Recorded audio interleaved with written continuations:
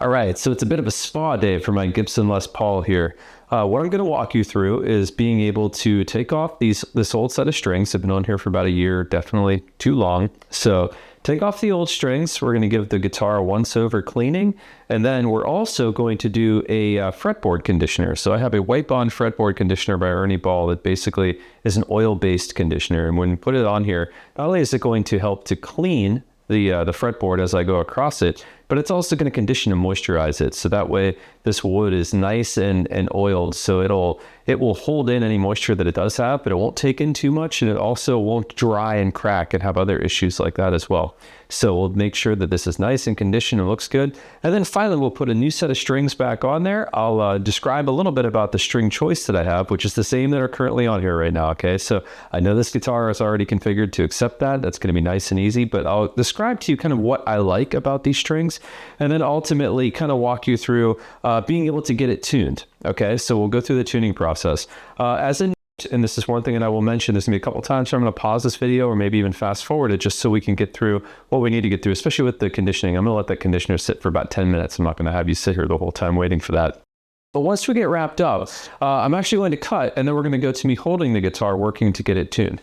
That is something that is really critical. A lot of folks don't necessarily think about this. I know there's some luthiers that have the ability to do these things and swear by, the way they do it. Maybe they tune a little sharp so they know how things are going to work. But in my opinion, tuning the guitar when it's on the bench is not a good idea. It puts the guitar into a different position to get to a point where the neck is slightly altered and the way that the guitar's internals are sitting is slightly altered to a point where you're not going to get an exact tune when it's like this. You would have to do something to modify a little bit over, a little bit under tune to be able to get it where you need it to be. I don't want to do that guesswork. I don't like doing that. I'd rather just tune it the right way the first time, holding it just like you would in that position. That will put the guitar in the right place for you to be able to work with it. Okay.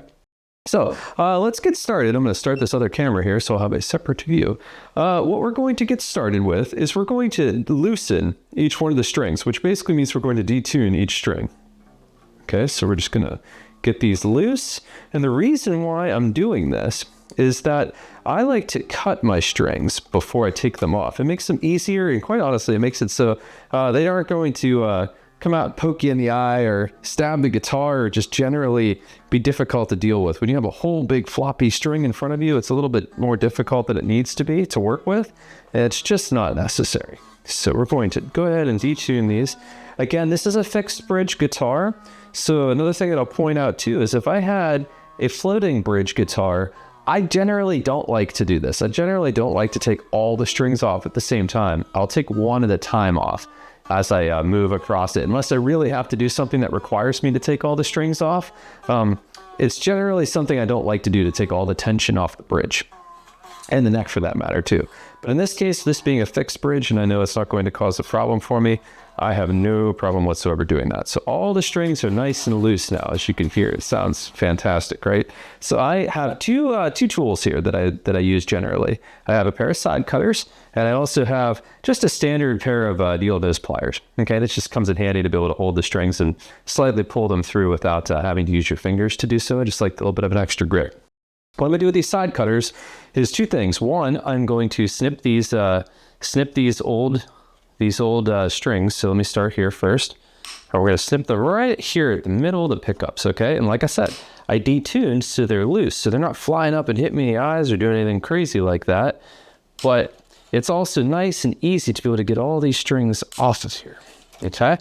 So we're going to do this, take all of them off. There we go. Set these down briefly. I'll set these side cutters down. Now, the only other thing that I should have to do with these side cutters is once we put the new strings on, you'll have the ends of the strings that are longer at the edges here. We're just going to trim those off with those side cutters. That'll be the only other time you're probably going to see me pick those up. So you really don't need a lot of tools to be able to do this, but you definitely need those cutters to be able to trim those at the end. That's a must. Please don't be one of those people that just leaves the big gnarly ends hanging off of your guitar and doing that. Not only does it just kind of look lame, in my opinion, my humble opinion, but also, quite frankly, I can't tell you how many times people have done that and I've been around them and end up getting stabbed in the face of the arm or whatever with all these like gnarly strings that are hanging off of there. It's just not good. And quite honestly, it also ruins the finish of the guitar sometimes too if you're not careful. So I don't like to do that personally. Anyways, let's see. So we've got all of these trimmed off. Now, another thing that I will point out briefly on this guitar is this has a set of locking tuners on it. Okay, so I need to take these out a little bit to unlock these strings from the tuning machines themselves.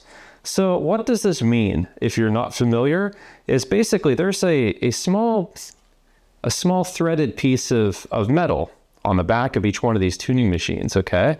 And when you tighten that up, it actually suppresses a little piston inside of the tuning machine up to the top where the eyelet is for the string to actually go through. So basically it grabs onto the string and it holds it. So it gives it more even tension through that tuner. That way you're a little less prone to string slippages and things of the sort, okay?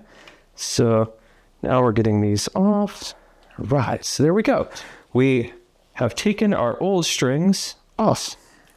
One more thing that I'm going to need to do here temporarily for this guitar is take the bridge. I don't want this to go flying off and hit the guitar or doing anything. So take this two-pneumatic bridge off and just set it off to the side for now. We don't need it until we put the new strings on. Now let's get started with our strings here. So as you can see, I'm going to hold this up briefly. Here, I'll get it right in front of this other camera here. I use NYXL Diodarios. This is a 1052 set. Okay, but a really good luck with these. I like them. 10 being my low string, 52 being my high string. Okay, so let's go ahead and rip this bag open.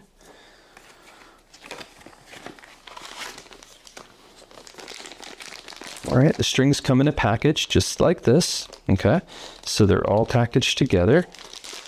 Let me pop this open now. This is pretty critical. So I have a 6-string set. So forget this 7 and 8 that you see here because they reuse the bags on some of these for up to 8-string guitars. Okay, this is just a 6-string set as I showed you. This was the strings again, just so you can see for reference. Okay, so ignore the 7 and 8. This is the color coordination that we have for each one of these strings. It's pretty easy to tell for the most part what you're dealing with, but when you do get to your high strings, your 2 and 1, it could get a little confusing because they almost look identical. So you do want to take a look at these numbers to make sure you have the right ones. Okay, so let's take a look. I usually start stringing from my 6, my low end, and going up. You can go in any direction, really. I know people have lots of different ways that they like to do this, but me, I like to start with my lows and then go to my highs. Okay, so I'm going to start with brass, which is going to be my 6 string here.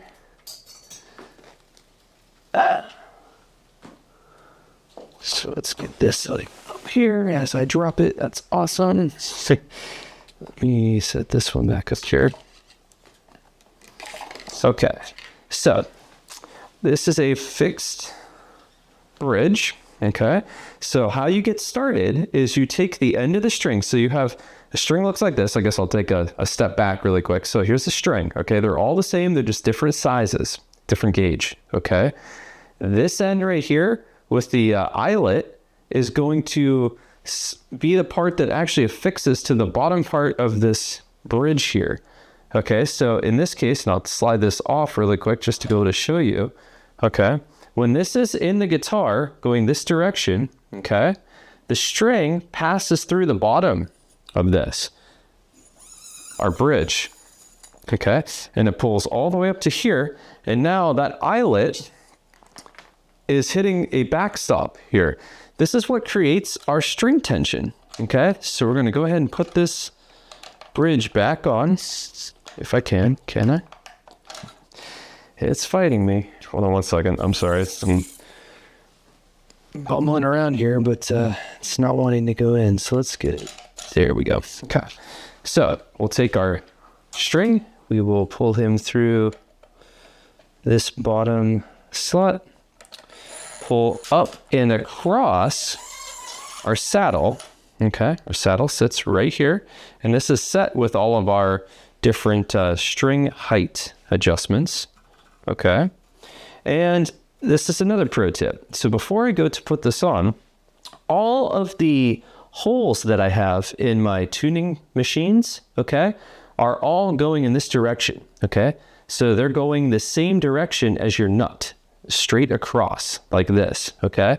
And I have a very specific way that I do my my looping through here. So I start by putting the string through the inside of that eyelet going towards the outside, okay? And I pull like so, and I get it just about that tight. So you want it to be about this tight, maybe not much tighter, okay?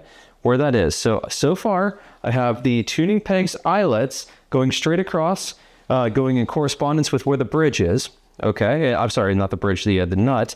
And I have that pulled through from the inside to the outside. Now I take this end of the string, okay, and I'm going to loop it back, and I'm going to actually go around the tuning peg, and I'm going to put this underneath where the string has come across and into the machine peg. I'm going to put it underneath there, and I'm going to pull this string to make a little collar right here, right around the tuning machine, okay? And then, because of the fact that I have locking tuners, I'm going to thread this in the back, the machine peg for the locking tuner in the back, to grab a hold of the string as it sits right now, okay? If you don't have these, you just skip this step and you start to tighten the string. Now, I don't want you to tighten and tighten and tighten and make it like really ultra tight. We're not trying to do that yet, okay? We're just trying to get the little bit of tension going here for this string. So let's get started by turning it. Okay, we'll get just enough tension that we start to feel it. That's good. Okay. Now you might be asking, why do you do this loop around the edge here? And that is to make sure, just make sure we've got that. Yep, okay. This is to make sure that we're gripping the best that we can on the tuning machine with the string. So basically, you can think about it almost like a slip collar slightly, where you're grabbing it, hold of it, and it's just keeping this this string even more in contact with the tuning machine and in contact with itself, so it's not going to slip out and cause any issues for you, okay? So now that we've got that, let's just go ahead and move on, and we'll do all the rest of these, and I'll probably put this in fast forward just so you can watch me progress, but not have to sit here the whole time, okay?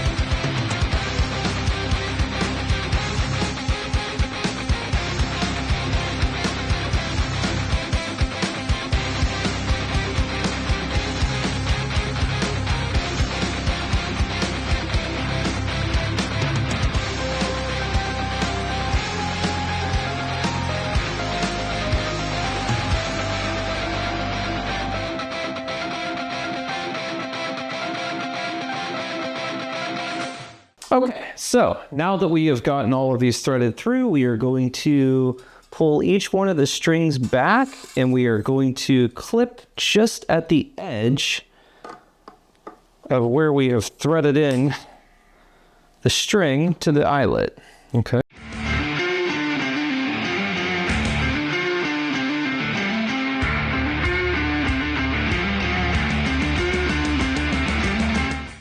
All right, there we go. Nice and fresh. Now we will swap over so that you can watch me put the guitar back into tune, and that's it. Okay, so we've got everything back together. All we need to do is get the strings back in tune, and then just make sure everything's holding steady the way we expect it to. Okay, so I have the headstock tuner on right now. You should be able to see that in the video. Try to lean the guitar a little bit more forward for you. I have a floor tuner as well that I'm plugged into that I'm going to use, but I'm just basically going to step through the process of just dialing in each string and then making that happen. So I'm probably just going to do the fast forward thing again so you can kind of see this work. But essentially what I'm going to do is I'm just going to move from the top string to the bottom string and then back again. I'm just going to keep doing this rotation of set this string, then the next, the 5, then the 4, then the 3, then the 2, then the 1, then start back over again until we have everybody in tune the way we want them to be. There's a lot of different ways you can tackle kind of doing that. Specifically on floating bridges and stuff, you're definitely going to have a different methodology of being able to tune the guitar and going string for string. On a fixed bridge, it's not really all that much to it. People just have different ways they like to do it. I do it like this. I don't think there's anything wrong with it. It's pretty easy to be able to get in tune once you get there. So the only thing you're going to see me do is I'm going to step through. I'm going to do that. Then once I get each string into to tune, I'm going to do a couple of kind of harsh bends where I just basically just bend a whole note or something like that right around the 7th fret, just something like that, something I can just grab onto kind of easy and pull. And that kind of helps to stretch these strings out. There are always going to be a little bit of stretching that these strings are going to do to be able to make sure that they're seated. And that's also to help them seat properly against the nut, against the bridge, the saddle. Like, things are going to slightly move when you do this. Now, you're not yanking, like, you're not putting full tension and yanking as hard as you can to like really rip these things out of here, okay? You certainly don't want to move. And this is the thing I will tell you is each one of these strings are across the bridge with tension and are in a good place right now in their grooves. Don't pull hard enough to pull them off of that, okay? You're definitely going to watch out for where you have these seated. Same with your nut at the top. You want to make sure that these strings are staying where you're putting them. They should, because we've tightened them enough that they're at least holding tension, but they're not quite in tune yet, okay? So I'm talking about just lightly doing one of these, just enough that you can just feel the strings slightly pull. Do that just a couple of times, and then, like I said, each time you put the string into tune, just try to do a couple of bends and then move on to the next one. And you should get to the point where when you go to do a couple of bends and then recheck your tuning, it should stay exactly where you put it. Once you have that, you have tuning stability in each one of these, you should be good to go. Okay, so I'll get started now. Like I said, I'll fast forward really quick.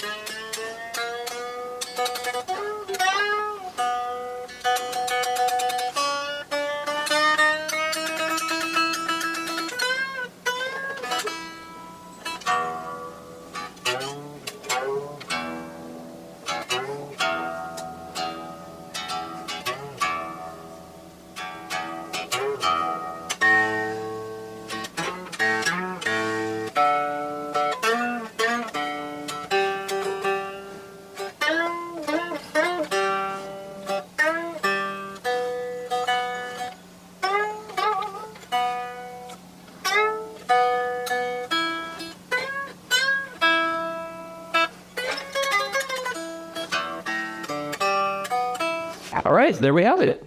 So I took 2 passes. Each time I just did the same method. So I got it up to tune where it needed to be. So again, as a reminder, E, A, D, G, B, E, starting with your lowest string to your highest string. Eddie, 8, dynamite, goodbye, Eddie. Okay.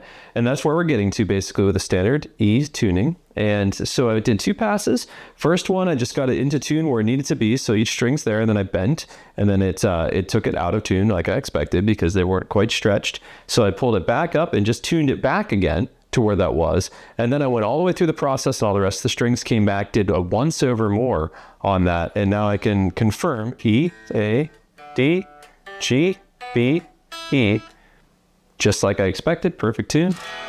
Good to go. that's it. That's all there is for a fixed bridge. It's a pretty straightforward version. I'll do another video when I can of a strat, so you can see doing that along with doing some intonation work. And then finally, I'll take on one of my floating bridge tremolos at some point too, and just show you how to deal with, you know, some of the gotchas of that. I don't know if I'll go too deep into changing tuning and I'm going to reset up and doing all of that, but we'll see where we get as the series kind of progresses. But I definitely want to show you that because I don't want to leave people with floating bridges out. They're definitely cool. They have their place. I just figured the most straightforward way was to get you with a fixed bridge, which is what we've done here. And most beginners, that's exactly what I would tell you too, is try to stick, if you can. You don't have to, but if you can get into a fixed bridge first, it's probably a little bit more straightforward for you for doing relative maintenance without having a lot of uphill battles of how to work with that, because you really want to take out the guesswork. I mean, tremolos, there's things that happen there that just take a lot of time and patience, and new players struggle with that a little bit, but I digress. At any rate, we're in tune. You've seen the process now. Come back to this video whenever you need. I'm going to probably post a short as well that just condenses all this into a very small little succinct piece. I'll put a link to that in the description too, so that way you can see this advanced, you know, blurb and all the pieces that we've gone through, and you can jump to just the parts you need as utility whenever you do need to go tuning your guitar. Really quick as well, I'm going to play each note of E, A, D, G, B, E in tune, so that way if you don't have a tuner or you have something that's happened that's causing you to not have anything available to you, this will at least give you a reference that you can listen to and at least tune by your ear to potentially use. Okay, so starting with low to high E. Okay, E, A, D, G, B, E. Until next time.